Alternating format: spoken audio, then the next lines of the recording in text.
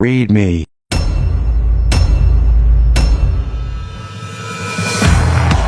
There's some protests happening down outside the Capitol. The simulated riots in D.C. was a powder keg long in the making. The evidence for pre-planning and setting up a situation for a disaster is overwhelming. Paid actors. We can take that place. We got more people coming up. Let's get them down here on the track.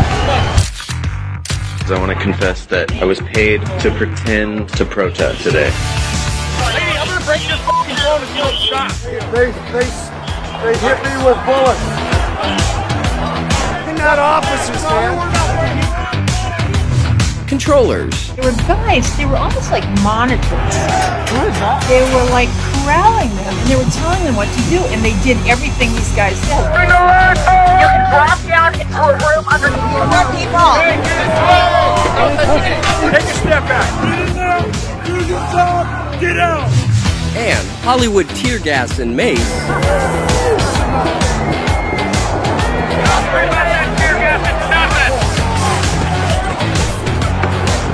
All on display for hundreds of professional photographers conveniently on scene.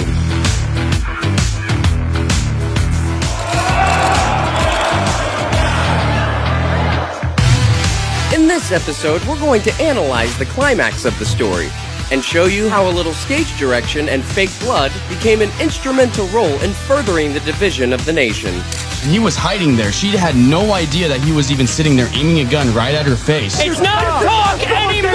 I didn't see it, but they shot a woman. They all acting. They acting. This is Everything Wrong with the Capitol Shooting. I'm convinced it was University of America's video from what I saw. You guys gonna come in the building? Only on Woo's News. The Homeland Security Exercise and Evaluation Program provides a set of guiding principles for large emergency response drills. In these guidelines, we read about the various roles, such as players, controllers, simulators, evaluators, actors, observers. The term participant encompasses many groups of people, not just those playing in the exercise. The head directors of large emergency drills are called exercise controllers. Their job is to keep things running according to the master plan. And here's a cover of the guidelines manual, which spells sheep. Hasip. Any professional emergency response drill or military drill makes use of fake blood in a variety of forms: blood capsules, sponges, syringes, and squibs. A simple blood squib is a pouch that is designed to break on impact. There are all kinds of squibs using various pumps and tube assembly. Here's the HydroSim trauma bleeding simulation system. It's basically a small pack containing a fake blood supply and a pumping mechanism and some tubes. Some of them are battery operated. Now that we're equipped with the various roles, let's start the analysis. Aquí, outside the speaker's lobby. As a footnote, I am not affiliated with any gangs. And I wasn't paid to make this video, so I'm looking at this completely unbiased. We've also added a time code to Jaden X's footage, which we'll call Angle 1. And let's review the scene with minimal volume.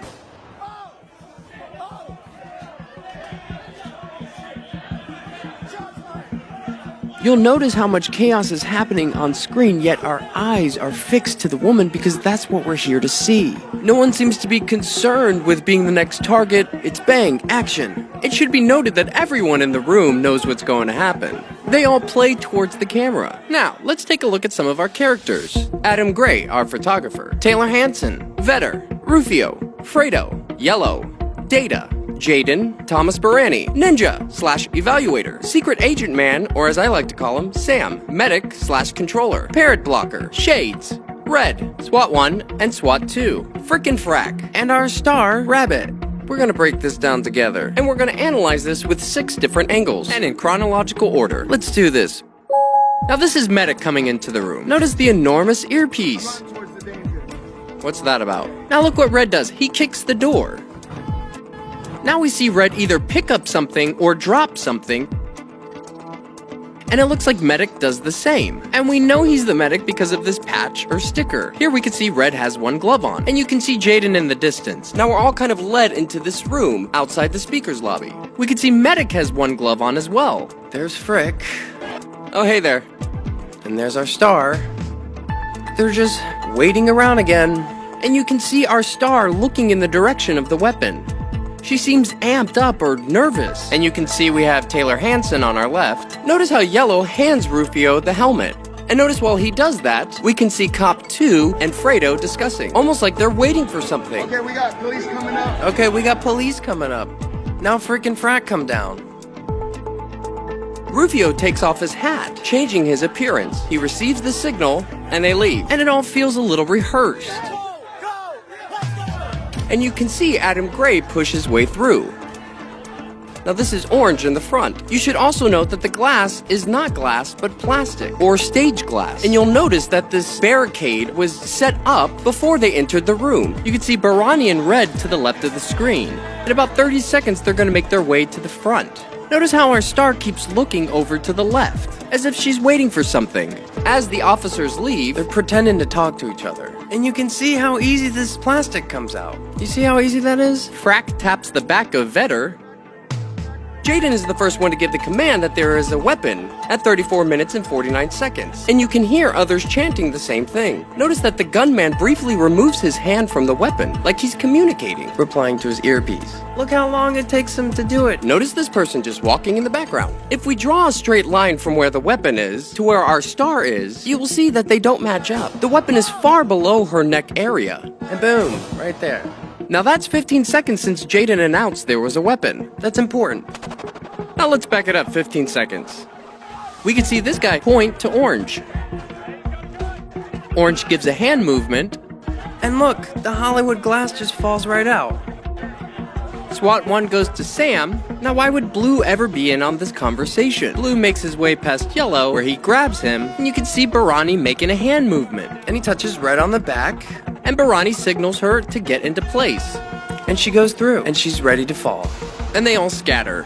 Notice this guy in the background. No one looks in the direction of the gunman. Yellow gets into place. Now that's Rufio. Right when she goes up, he turns his back. It doesn't make sense that Rufio's corralled all these people into breaking down the doors, only to step to the side and turn his back. In this angle, Rufio turns to take a peek.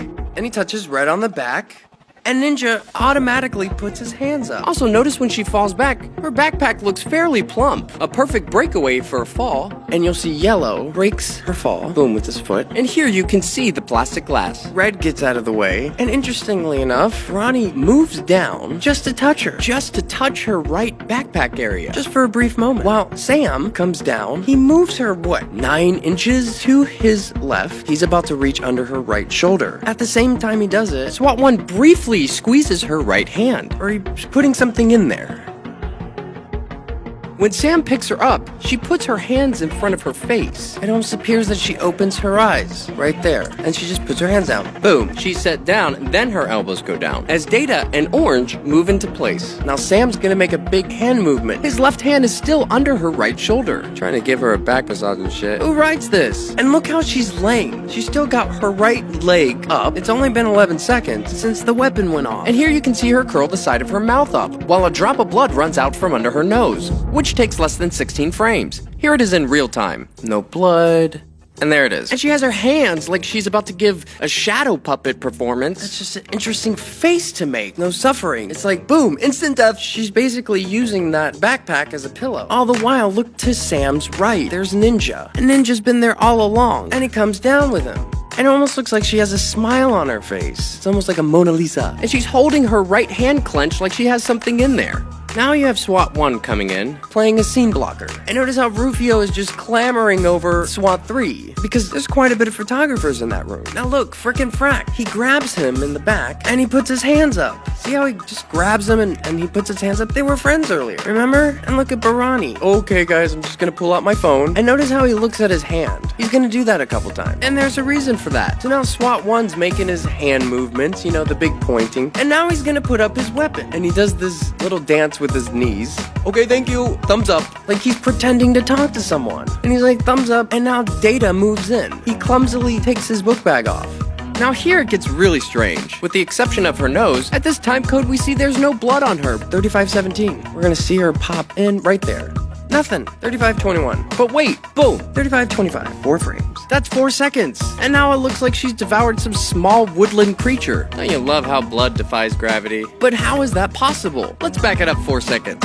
Now watch. Notice how Sam moves his left hand from her right backpack area, and he goes to grab her hand, like she's doing a peace sign, with her hand, dips it in. Look at that movement. Now you can see him move his hand across her face. But look, she moves her wrist into his hand first. It kind of looks like she's smearing blood on her face, or putting something in her mouth, but you can see the movement. And he swats her hand down. Then he forcefully turns her head to the right. It's hard to see if those are her fingers or if she's holding on to something. Now Sam gets up and all he's doing is just pointing. Look, well, I guess my work here is done. They're both pointing at the same time because it makes for good pictures. You've got the drama, you've got the pointing, and now this blood is just gushing out her mouth. Don't make no sense. Do you hear that? Y'all murdered this person? It's only been 21 seconds since the weapon went off. Just grabbing him like, what are we gonna do? And notice, he has a full beard. Do people in these positions normally have full beards? Maybe? Okay. He's also double masked. Ooh, such a secret. And they just keep pointing, look. SWAT 1, SWAT 2. We can see that Yellow has changed his appearance as well. And so Data does these big gestures. She's still got her damn hands, like she's playing a scarecrow or something. Now this guy coming in, he's a parrot blocker, and he's saying, move, move. Data just looks up, he's like, medic, scalpel. All the while Ninja's still back there, just monitoring everything. Data is just still fumbling through his bag, not looking for anything in particular. Everybody's just kind of moving around her. Got an active shooter. We have an active shooter. How original. Get her down. Get her down. She is down, bro. God, it's so cringy. Get the light. Flashlight. So they're screaming for a flashlight. Out of all things, a flashlight. Because the flashlight will enhance the drama of the photos. And it draws the eye down towards the light. Where's she hit? Where's she hit? Yeah, it seems like no one really knows. And that's when she opens her mouth, like she's spitting it out. You can see she has blood on her fingers. But when do we see her ever touch that area? And Data taps her left hand and she puts it down. He like flicks something away, fixes something out of her hair. It's unclear if Data is contributing to the blood effects or if he's just a scene blocker. You can see SWAT 1 knees her right arm closer to her, and then she tucks it under her right butt cheek. So this is the medic. He identifies himself as the medic. Notice that wonderful earpiece he has on. And let's see the various ways he tries to save her. Medic puts his water bottle down. SWAT 1 just grazes her. Everybody's just grazing her. Parrot blocker getting up in there. And so medic pulls down the flag that's tied around her neck. And notice he only had one glove coming into the room, which is very interesting. Look, when he does this move, she opens her mouth briefly, or she says something. So he's only using one hand, and she just lets some of the blood out of her mouth. Thank God for capsules. And her eyes she's looking at things, where before she was just looking straight ahead. At the same time, you can see them just hanging out. And here comes the scene blocker cop. Now Ninja's either just making hand movements for the camera or he's giving directions to SWAT 1. And SWAT 1 is just fumbling around with this little napkin, this little toilet in a baggie. Notice how Medic tucks this, what looks to be a cell phone, in between Data's knees. It appears Data takes the cell phone away with him. Did you see that? What is Parrot Blocker pulling from her hair?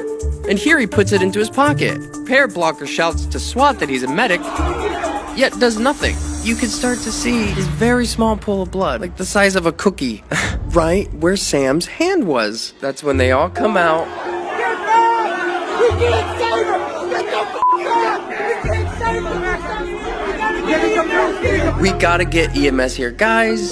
Now, notice Ninja just randomly puts his hands up. The cops have been next to him this whole time, and now he's putting his hands up. It's for the camera. She's dead. I called her all her eyes. Her eyes are lighting. Did you hear Jaden? Because he keeps repeating it over and over. He's saying the light faded from her eyes. They're all gaslighting because they know the audio is going to be recorded. So they're all kind of pointing and overacting and fumbling in their little corners. 3621, Taylor Hanson smiles. Look at Shades. And Fredo has no one to talk to. He's got nothing to do right now. And SWAT 1 and SWAT 2 are still fumbling with this stupid fucking bag. What is that, little gauze? So he's just tugging it along on the flag. On the flag kerchief. Everybody's grabbing for her neck. What's that? That's Medic's hand. Do you hear the scrunch as he squeezes? And the Medic comes in. It almost looks like Medic hesitates. And then he comes in. Now we see this very small pool of blood. See how there's just a small passive blood stain? It leaves no trail or indication of a direction. There's no spine, satellite, or elongation tails. There's no cast off. There's no arterial spray or expirated spatter, which makes the use of a blood squib in her backpack and around her neck the most plausible explanation, which could be why during this whole ordeal they never untie the flag. She's gone, man. We're gonna see that cap, black hat cap. He's still just looking for her pulse, but he just declared that she wasn't there. And now look, he clearly has blood on his fingers. And he turns his fingers around and looks at them. And he just wipes them on the flag. Look, he just wipes them on the flag. And he moves it out of the way. And that's when SWAT 1 comes in with his little towelette. Dab, dab, dab. Dab, dab, dab, dab, dab. Like this is fucking ASMR or some shit. At the same time, he snaps another photo. Barani's faking a call, looking at his hand. And there's Jaden. And Ninja just ninjas his way over to us. Scene blocker, cop blocks, parrot blocker. Hey, what's going on? Who's that? Oh, he's got a radio. Maybe he'll call for help. No one's doing anything. Medic stands up. See, he's the medic with that sticker. And there's Adam Gray, taking all the photos. And it appears the clock reads 2:47. Fredo still has nothing to do. Now look, it's frickin' Frat. They're still hanging out. Frick sees the camera and begins acting again. Yep, we're still rolling. What? Got blood on the floor. Yeah, not that much. Now that's Yellow saying that. Oh, Vetter, bless your heart. And now look at Rufio with his hand on top of his head like, oh, it's such a shame. Oh, Barani puts his hand around Red. There's the famous photo.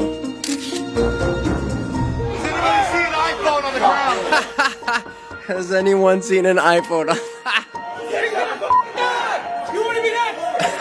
Nobody's doing anything. Everybody's just hanging out. Angry lady number 1, she's just there to scream at them. Now notice they're still taking photos of her in the background, yet no one has done anything. She's dead, she's dead. Hanson in the background, he's got his footage. This is, oh no, we'll see him later. Barani motions to medic, and now Fredo motions for Bike Cop 1. Look, more pointing, more big hand movements. Do you see any blood on Sam right now? He put gloves on, and he's got little paper towels, or something. Maybe it's a script. They're still just getting all the pictures. Shades is making his big hand movements. Oh, he's grabbing Barani, but notice Barani puts his hand on his back, or he grabs him, and he lets go. Big hand movements. It's Jazz Fingers. And there goes Adam Gray. What's up, bro? Who later gets fake arrested. And then Red is pushed out with Data. See, they've already made one, and look how uniform they are. Looks like they made it just in time, even though they don't go out that way. And there she goes, with her book bag and flag still wrapped around her. Luckily, they don't have that far to go, just right out that door. Is that normal? Is that normal protocol? You would think if it was as easy as for everybody else to get into the Capitol, it would be for paramedics. Now we see Sam on the other side of the door, and we see he's littered his latex gloves on the Capitol floor next to the blood. No one would ever do that, unless it was to add drama to the photos. So that's our pool of blood. That sad, pathetic pool of blood. This is classic. Oh, you just stepped in the crime scene. Guys, you can't make this stuff up. I think he does do it intentionally, because it creates a transfer pattern from the heel of his boot. It adds drama to the photos. He intentionally does that. Is that a cop? Come on, guys, is that a cop? Are these cops? And now they put the black ski cap over the blood. They've got the photos. And that's the guy who stepped in it, now changing his appearance. And those are the sad, pathetic droplets from one malfunctioned squib. Now, let's take a look at the aftermath. Oh no. So they're all just echoing the same thing over and over again. They're getting everybody to spread the word. They just killed the girl! And his f***ing shot to go right in the goddamn stomach. I thought it was supposed to be her neck. He's shooting kids. They shot a girl there. They shot a girl. This is like the cringe hour. They shot a girl. But listen to what this lady says. They all acting. They acting. That's amazing. It completely validates everything we're doing here. And notice coming down the stairs like a damn 80s movie, Thomas Barani. With his hand up, he's about to stop on the stairs and just start screaming. Shot her and killed her. And then no one's gonna pay attention. Wow. And now he caught somebody's attention. Shot her with a gun through the neck. She fell back into my hand. Bro, why are you lying? Oh, don't you mean your hand fell back into her book bag? Man, this guy's such a creep. It's not talk anymore! This is too much. God, this is so hard to look at. And here he is again. They shot her in the neck, and she fell back on me and started saying she was fine at school. What? Guys, you know none of that happened. And then she started kind of like moving weird. Okay, that's true. It could have been me, but she went in first. This could be you or your kids. Jesus. And here they're whisking her away on a stretcher. Notice these highlighter badges on all of them. Maybe you can tell me what these are. And maybe you can tell me what this black waistband is. Ooh, looks like they did a touch-up. He totally has his hand on her boob. And you can see she's clearly still alive. And notice all of these fan shuttles in the background. Hey, look, it's SWAT 1. What was that about? Even Taylor Hanson got a spot on TV. And the minute that she hopped up in that pain, she had no idea that he was even there. No, she only had a 15-second warning. Bruh. From the first scream to her taking it to the neck. 15 seconds. He shot her right in the neck. Oh, now it's her neck. Hopefully Jaden will get it right. Yeah, so basically all the protesters kind of stormed to get into the chamber. And perhaps our last clip is most telling of all. Here's Jaden. They killed a girl. They killed a girl. I deadass have it on camera. They shot her. I seen this shit on camera. They had. I guess we're all done. Yeah, so fuck it. I guess we're all done. Yeah, so fuck it. I got it all. So what do you think, guys? Can you see what I see? Is this shit legit? Maybe I'm missing something, maybe I'm overlooking it. Please, if you see anything I'm not seeing, write it below. Please use your word choices carefully when commenting. Hey, thanks for coming down the Babbitt hole with me. Are we being duped? If you learned something, feel free to subscribe. That's why I'm here. It's not just for fun. You know, it takes a lot of work to edit these videos, and I'm just one person. I don't have all the answers figured out, but I can tell you something ain't right. Please feel free to mirror, share, and please keep analyzing. Maybe we could start looking at this stuff a different way. Hey, thanks for breaking this down with me.